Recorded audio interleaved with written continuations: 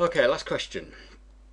I asked you to write an assembly language program to add three numbers together that are stored in consecutive memory locations. Now I said label this as array.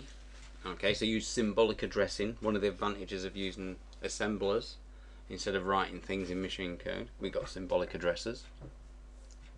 Remember, all the symbolic addresses is a label that we give to a position in our code, and then we can refer to that, and the assembler takes care of working out what the actual address is for us when it converts, it translates the program into machine code.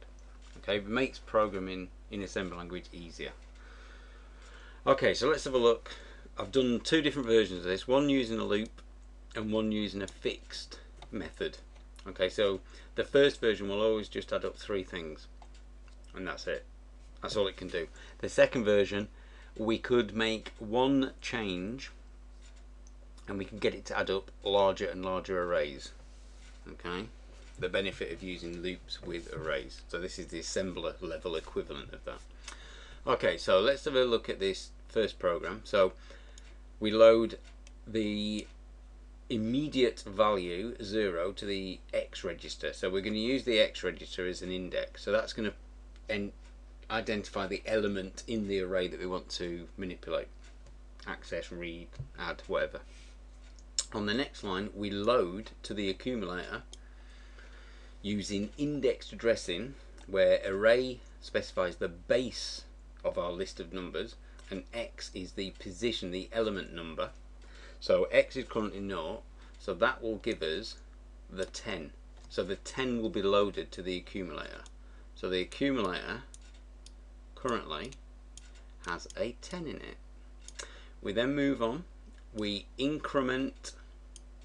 Now you could have an inc instruction if you wanted to, so you could have said inc x, and you'll find that a lot of CPUs have increment instructions, so we can do quick adds.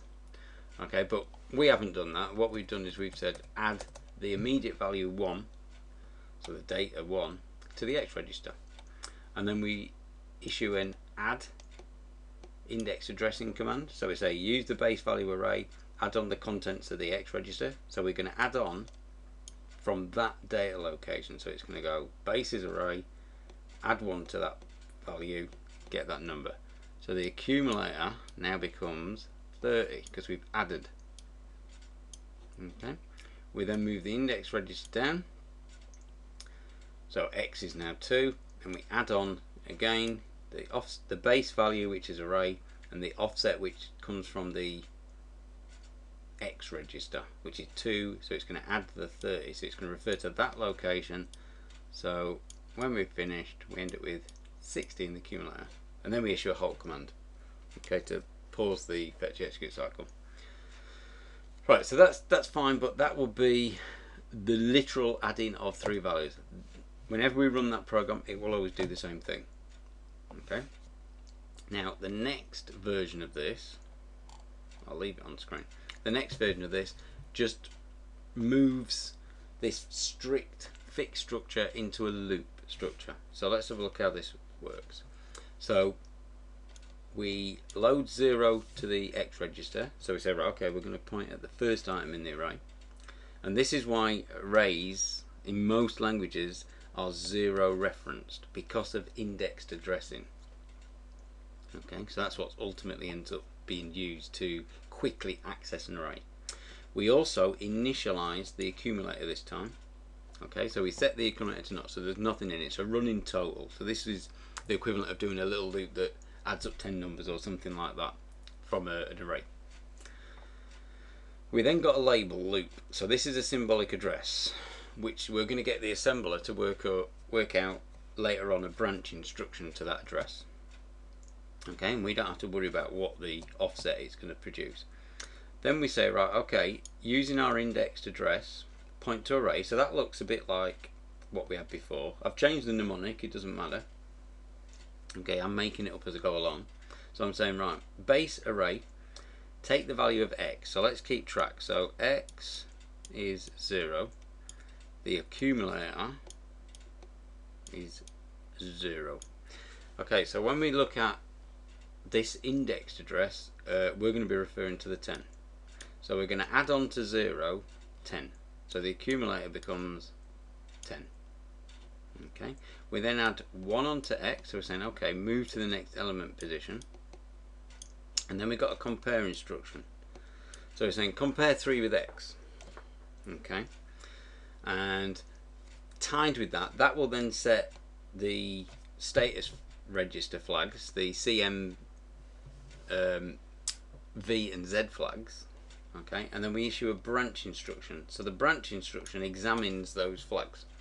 Okay, so we're saying less than, go back to loop. So effectively what the compare's done is it's taken 3 away from x to see if it's less than 0, the number that results. Okay, so we want a loop.